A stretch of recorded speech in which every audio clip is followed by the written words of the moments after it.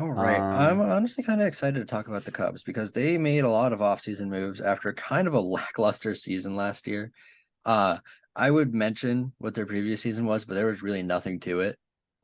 Like, I think that's that's the fair. best way to put it. Like, Wilson Contreras is gone.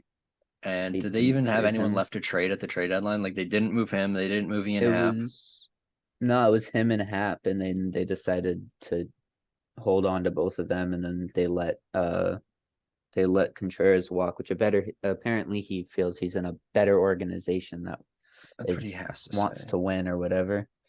That's what he's required to Eh, say by gunpoint. that's fair, I guess. Let's talk about their offseason moves. Wilson Contreras, he has the St. Louis. Wade Miley goes to Milwaukee.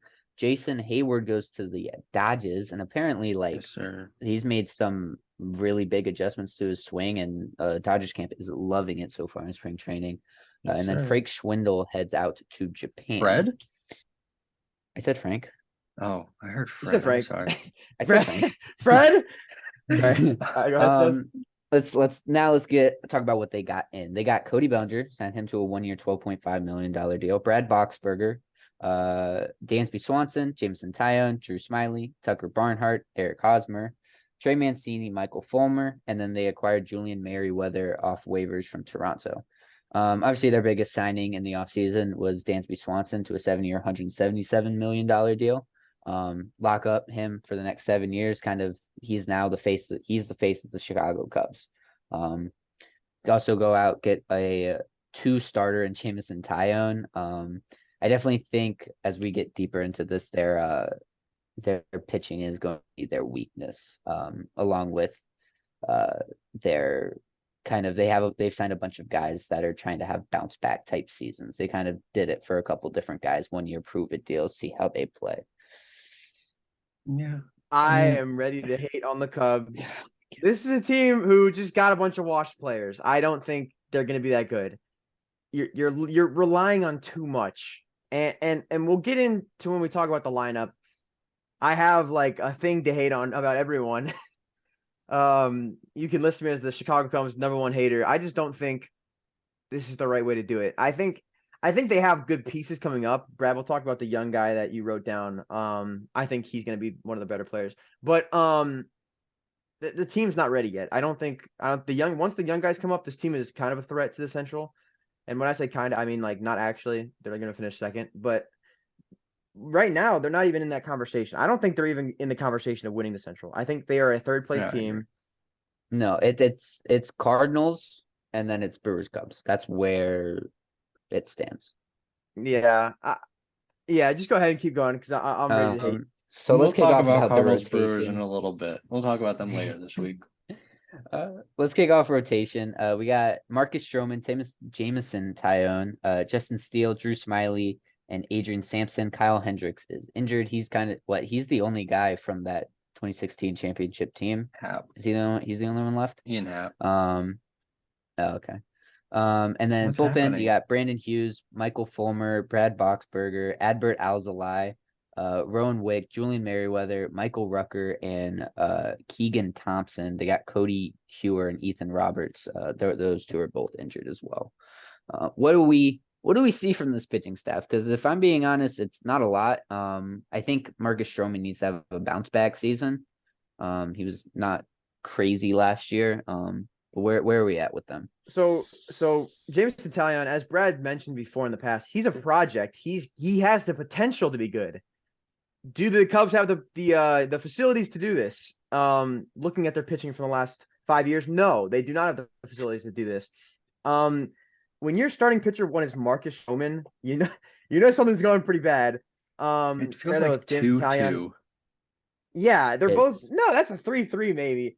Drew Smiley's bad. Adrian Sampson's bad. Justin Steele will be very good. I like Justin Steele. Brad, what do you think about Justin Steele? I watched some of his starts last year. I think it was just he was always pitching when I was watching a team play the Cubs. Uh, I wasn't the biggest fan of his last year, but I could see a lot of potential there. Like he was one of those guys that like kind of concerns me though, where it just looked like everything was moving, but I don't know if it was like effectively moving or like where you could easily differentiate the pitches moving. I was a little bit concerned with that walk rate, but he's got some peripherals that kind of back it up. Like he's got a really low exit velocity. It's just like a lower career strikeout rate to a pretty high walk rate's a little concerning. But honestly, expected ERA doesn't hate him, which is nice to see. I'm just trying to find his ground ball rate. Yeah, he's a ground ball pitcher. So Yeah, he's he's a going to soft be, contact guy. Yeah. yeah. So it's going to be, is that infield behind him? What's it? It's Trey Mancini or Eric Hosmer at first. You got Swanson at shortstop. It's going to be like his big piece. If Swanson can play to what he was last year, or even 70% of that. Patty Wisdom at third, not the best. Nico Horner and Dansby up the middle, though, is probably the best defensive duo up the middle in all of baseball. For sure. So, And I there's think that definitely can some speed benefit there him. too. Yeah, I think Justin Steele, in my eyes, might actually might be my Cy Young for them. And Michael Fulmer and Adbert Alzolay could also slot into the rotation if needed. I like Yeah. Alzolay. I think he still has time to develop. How old is he? I I'm think he's in saying his that out mid loud. 20s. So yeah, he's got a little bit more time to develop. I don't know if Chicago's the right spot for him, but that's where he's at. Let's hope they can make him into something. Yeah. This might be a little out of order, but do you want to talk about the prospect that might take that one of those positions in the starting rotation? Yeah, sure. So his name is Hayden Wisniewski, and honestly, Fangraphs released this new updated prospect list, and there were some teams that like Jenny didn't have anyone. The Cubs had a good amount of people, but the real only like one that looks like they're going to be effective in 2023 is Hayden Wisniewski. He was up last year for 33 innings and he got 0.9 F4 in it, which really isn't horrible for someone who's just making their first splash in MLB. He had a really low expected ERA at 2.18, which actually matched his exact ERA. And he's labeled as a medium risk by Fangraphs, which means that like there's some reliability to that. Obviously, a 2.18 expected ERA would have put him in the best in baseball. I don't think he's that, but it's just nice to see that there's a lot of pitches with above average movement and that kind of play off each other. Like his cutter and sinker are going to tunnel really well. The slider, if it was a bit faster, on all honesty, I think it'd be a bit more effective. And the changeup seems to really play off that cutter sinker duo because it's only 2 or 3 mile an hour slower. So although 92 and 93 don't really flash, like they're not flashy anymore, this guy with a good command and a guy with good pitch movement is going to be really beneficial to a Cubs rotation that has a lot of question marks besides it. Yeah, and Brad, you like going into like the actual pitches and like diving into like the horizontal movement. His slider was 7th in baseball in horizontal movement. That's like comparable to like Sonny Gray and like actually Shohei Ohtani's slider. That he has a very good slider. I think that's kind of his pitch. I mean, I wouldn't be surprised if they gets like just looking at the movement profile. I wouldn't be surprised if that gets relabeled as a sweeper. Yeah. And I'm assuming the sinker is the reason he gets that soft contact, right? Yeah, that sinker cutter probably because the thing with a sinker is it's really good against right-handed hitters. Because think about it, you can saw them off, you can get them on a backdoor on the outside corner. With lefties, the sinker is really not as effective unless you can spot it up perfectly, which is really difficult to do. That's why you'll see a lot of people nowadays starting to throw their cutters because you need a bridge pitch. You can be throwing 91 and 81. But if you get down for the fastball and you have an extra second, it's the slider. So that's why cutters are getting more and more effective for 2 reasons. One, they're that bridge pitch. And second, it's a right versus lefty pitch. You can get in the hands of a lefty. Yeah. And there's another young guy that I kind of wanted to mention. I was just trying to research. Is Jeremiah Estrada in that conversation? Because he was very good in the minors. He came up last season, wasn't crazy in the pros, but he was very good in the minor leagues. I think he had like a 40% strikeout rate in the minor leagues throughout AAA, AA, single A. Came up in the majors, was not ineffective. He still had all the stuff. But he only pitched 5 2/3 innings. So I'm curious what your report on him is. I think if there's any bright spots in this lineup, it's going to be the young guys coming up. I don't know about relying on the bounce back seasons. I'm kind of looking more towards Wisniewski and Estrada here. Yeah, I think what we have to talk about with the Cubs, you mentioned it earlier, is we're looking for a lot of rebounds and breakouts. Like that's what this team is. In order for them to hit a 86 win ceiling or wherever we put them at for their ceiling, everyone needs to hit their breakout potential. And a guy like Jeremiah Estrada, he's a reliever through and through. And he did strike out 12.71 batters per 9 innings in the major leagues last year. That's pretty good. He stranded a lot of people on base, which was kind of actually out of his normal for minor leagues last year. He relied a little bit more on the fly ball, but you know what? It looks promising for the Cubs other than the exit velocity. That's a little concerning. But you know what? Everyone has their fallacies, especially when he's only throwing 5 2/3 professional innings. So I like him. Yeah, I and can I see feel it. like it's a pretty common theme amongst power pitchers to just get shelled sometimes. I mean, like that's how it seems to be. Like high strikeout numbers, high exit velocity. They seem to be a pair in the pros. Um, but I think he's going to have to come up in this bullpen because I don't see much going on in the bullpen. Have we covered everyone in this bullpen yet? I mean, there's not much I to think cover in all honesty. yeah, we've Yeah, touched on all of them. So I'm gonna take a good bridge. It's a guy like talking about prospects. I want to talk about Pete Crow Armstrong. He's not gonna come up this season. But he's definitely moved very, very quickly through the Cubs organization since being acquired in that was in the Javi Baez trade. I definitely could see him as ETA is 2024. I could see him getting like a couple plate appearances in at the very end of the year, especially if the Cubs are not in the race and they end up trading a bunch of their kind of one year prove it people to try and get anything. So I could definitely see him getting some at bats in at the end of the year. What do you guys think about that? I can see September call up for sure. I also think yeah. it depends on what they're. I think a lot of the story of the Cubs season is how they perform in the first half. Because if they aren't winning, but they have a couple guys who are performing well by the trade deadline, this is a team that hopefully will be sellers. And that would Yeah. give Pete Crow Armstrong, what, 2.5 months to come up and get some major league at bats. Then again, he did only play through A+ ball last year. Yeah. So obviously, if he excels through the minor leagues, and maybe even if he's only at AA, like, but he's effective in AA, he could come up and get some major league at bats. It just depends on whether they want to start his timer or not. And I don't think they want to start his timer quite yet, but he's also 20. He still has a lot to do. But speaking about that, let's get into their lineup. They got Nico Horner leading off at second base, Dansby Swanson at short, Ian Happen left, Trey Mancini's their projected DH, and Eric Hosmer is their first baseman. They'll go at the 4 and 6 spot in the lineup. Cody Bellinger, he'll probably play in center.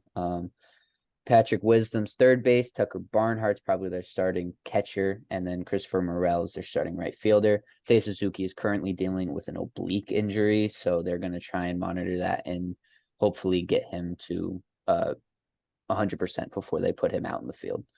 I agree. I really like parts of this lineup, but there's some holes. I really don't There's think Eric definitely some Hosmer should be holes. playing on a Major League Baseball team in 2023. I really don't like that. Tucker Barnhart's a good defensive catcher. And there's no star. There's no guy that gets up to the plate and you're like, dang, like I don't feel good about this. I mean, there's three batters on this team that scare me. Trey Mancini has not looked like Trey Mancini in about a year and a half. Cody Bellinger, I think I could go on the mound and pitch Cody Bellinger. He's just not himself anymore. You'd hurt your Eric back. Hosmer, yeah, I Um, probably would, but at least yeah. Eric Hosmer is not that good. As we saw, he had a very flashy sample size at the beginning of the season and then fell off the face of the planet. And then there's two guys at the bottom of this lineup that have very similar, profiles in Patrick Wisdom and Christopher Morel. They both swing and miss a ton. They both have extremely high whiff rates. They strike out a lot. When they hit, it goes far, but it's something that concerns me, especially with the young players like that. Kind of reminds me of like Javi Baez, who seemed to fall off the planet when their hit tool started to decline a little bit. Mhm. You only wonder what's going to happen. They have no on base ability, and it's a little concerning for guys like Morel and Wisdom. If they can develop some vision at the plate, it'd be a little more scary. But these are guys that are just solely relying on their hit tool, and their hit tool strike out and swing and miss a lot. Yeah, I like Morel's barrel rate. As you said, like when he hits it, like there's thump there. He was among some of the better rookies in the National League last year. Obviously, all rookies got outshone by Spencer Strider and Michael Harris too, but like as far as rookies go last year, he wasn't horrible. My concern for him is actually going to be playing time. I think once they realize what Eric Hosmer is, and they're paying him the league minimum, like they might DFA him or just send him to the bench. Because someone's got to get moved once say Suzuki comes back. And that bench, you got Stabs, you got Jan Gomes, he's a catcher. Edwin Rios love from the Jan Gomes. Dodgers, first and third base. Edwin Rios was really good in 2019 and 20, but he could just never he could never solidify it. Zach McKinstry, also a former Dodger infielder, outfielder, came over in the Chris Martin deal at the trade deadline last year. What was that, Sebs? So every time I watched a Dodgers game, Edwin Rios would come up to the plate and just hit a bomb. Every time I watched a Dodgers game, and it annoyed the crap out of me. I was like, why? And normally, because I'm normally watching the Nationals. I'm like, and they're like, Edwin Rios is batting. I'm like, it's a bomb, isn't it? And then he just hit it, and I don't understand how he does it. I think Because since his he's not first good. 200 plate appearances, he had the best home run per plate appearance ratio in MLB history. And then, Yeah, but he was a platoon bat, right? I mean, I don't even know if Yeah. you can call him that. He Like, was yeah, a like a home sub run hitter. platoon. Yeah. Yeah, Zach McKinstry came over for Chris Martin, and they've got Nelson Velasquez, who's kind of just an outfield utility guy. He'll be there when Bellinger gets hurt.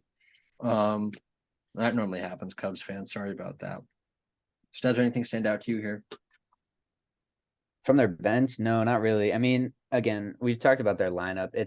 I think it's a high volatility rating when we get to that, but I'm excited to watch this Cubs team because it's the first time since they had like the first half of 2021 that there was really, really good signs, and then they kind of fell off the face of the earth. They ended up trading everybody, and now it's kind of I think Cubs fans are excited to watch this team if they perform at the higher end of their ladder. It's just a matter of if they're going to do that. And Seiya Suzuki being injured already is not a good sign for that.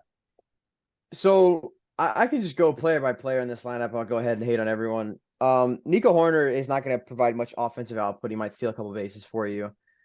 Ian Happ, the hype train is You skip gone. somebody, Tom. Dansby's going to regress offensively. We all know he's going to regress offensively. So you're not going to get the bat that he was last season. You're not going to get the bat that you signed for that much money. Ian Happ, the hype train's gone, as I mentioned. He's not good. He's a league average bat. He has a power upside. Trey Mancini hasn't looked good in a couple of years. He has a good glove, which is surprising that they're putting him at DH, but he plays good first base. Not good outfield. Not good outfield. But Cody Bellinger, no. Eric, I mean, I already covered the bottom half of this lineup. There's going to be so little offensive output. I feel like last season, even the wins that they got were because of this like slight Mickey Mouse run that they had, and I feel like Wilson Contreras had a good offensive output season. You know, you got a good offensive season from Nico Horner. You got a good rookie season from Morel, but I see regression in most of these guys. Like, I don't think they're going to actually hold down before. And then you look at this rotation and bullpen, and this is one of the worst in baseball. I just don't see how this team wins more games than they did last season. Maybe one or two. But without further ado, I guess you're ready to get into predictions. No, Yes, you can kick it off, Tom. Okay, I have them at 77 and 85. I feel like that's probably right middle of the pack. I don't think that's their floor. I think that's about middle of the pack, not their ceiling either. For team MVP, I have to go with Dansby Swanson. I feel like that's the one guy that's going to be producing on offense. I hope Ian Happ, shows some flashy signs, but I don't see him doing that. Most important player. I think the most important player on this team. God, I I don't know who to pick for this because everyone's just like below. I think the most important player is getting a repeat season from Christopher Morel. I feel like if he regresses, then the team regresses with him. He was a very good rookie last year. I just hope he can, replicate that season. As for Cy Young, I picked Justin Steele. I mentioned him before. He's going to be a good left-handed pitcher. I think he's got the tools to be good. And then for the breakout, I had Hayden Wesneski because I feel like he has to be called up by the end of the season. There's just not that much star power in that starting rotation. I feel like he has to get a chance midseason. Interesting. Those are picks. For me, I went with 79 and 83. I had them going third in the Central. MVP Dansby Swanson, that was I think a given. Cy Young, I went with Marcus Stroman. I'm expecting him to have a slight bounce back season, but again, it's not really like, oh, he's going to be the best pitcher. I mean, there's not really a solid pick, I would say, on this from this pitching staff. Breakout, I have Seiya Suzuki. He had a decent rookie season last year, and I think if he can come back 100% healthy from his oblique injury, then I definitely think he will have a breakout season for Chicago Cubs. Most important is Cody Bellinger. Whether they are winning or not, doesn't really matter. It's whether Cody Bellinger is good or not. So if they are winning and Cody Bellinger's good, they can hold on to him for the rest of the season. Or if they're not and he's doing good, then they can flip him for some prospects. So I think he is the most important piece for the Chicago Cubs. I was getting really concerned that you guys just forgot that they had Seiya Suzuki. I think he's going to be their MVP this year, and I don't think that's unreasonable. I think that Dansby Swanson will regress, just like logically he'll regress. Seiya Suzuki showed really high upside last year, and he just never could really get consistent with it. I think this injury isn't that important. They just pulled him from the World Baseball Classic, for safety precautions. I like Seiya Suzuki. For Cy Young and Breakout, I had both Justin Steele and Justin Steele because I like that, and I'm concerned about this starting rotation. And even in every concerning starting rotation, there's always like one like shining light, and I think it's going to be him. But speaking of that devil, for the most important, I put the combination of Marcus Stroman and Jameson Tyone. If their 2-2 starter aren't performing, then the Cubs are pretty much screwed. I think that's sugarcoating it. And I think Tom mentioned it. I think the volatility being high. I don't think it's too high in all honesty, because there's not much like there's not a high ceiling, and I think it's an okay team. I have them at 78 and 84. Like, it's an okay team. It's just mediocrity at its finest. Yes. Yeah, it sounds like the Giants personally. Oh man. Nope. Nah, but I mean, I definitely think I agree with Brad. I think they have a very, very, I think not a very, very high ceiling, but I think they have a high ceiling and a low floor, a very low floor if no one performs. Because, I mean, again, like I said, Cody Bellinger, in my opinion, is the most important piece. And if Cody Bellinger doesn't perform at a high level, they're screwed. If Dansby, we all expect a regression offensively, defensively on both sides of the ball. He was in the 100%. He had 21 outs above average last season. If he's not going to repeat that. Like we saw, I think it was Francisco Lindor. He had 21 outs above average in 2021, and last year he had 14. So there will be a regression on both sides of the ball. Trey Mancini hasn't really been himself in, I'd say, a year and a half ish. Cody Bellinger hasn't been himself since 2019. Eric Hosmer hasn't been himself since the Royals won the World Series. And then past that, you really just have guys that are trying to prove themselves or are working through like what they need to do. Yeah, and Brad, just to go off your point on Seiya Suzuki, I think he will be good. I think one thing that will be detrimental is the fact that this oblique injury, it's not going to be like something that lingers like pitchers, but I think the fact that he's not going to see major league pitching and he's not going to be on that opening day roster most likely. Well, he's going to be on the IL for the opening day. It will definitely hurt him because I think seeing live pitching before opening day is very important, and I think not seeing live pitching for the several weeks leading up to it might be bad for a season. Fair enough. I do think he has very high upside. I agree. For their floor and ceiling, right? If everything goes right, that's what I consider a ceiling, right? Every single thing goes right. This is like an 84 win team. I was saying 83, 84. Yeah. Yeah. Like, it's just there's no Cy Young winner if everything goes right. There's no MVP if everything goes right. For every team we've talked about so far, the Nationals, same boat. Like there's no Cy Young or MVP if everything goes right. The Marlins, there is a Cy Young winner if everything goes right. It happened last year. The Braves and Mets have both. The Phillies have both, and then we're at the Cubs, and they have neither.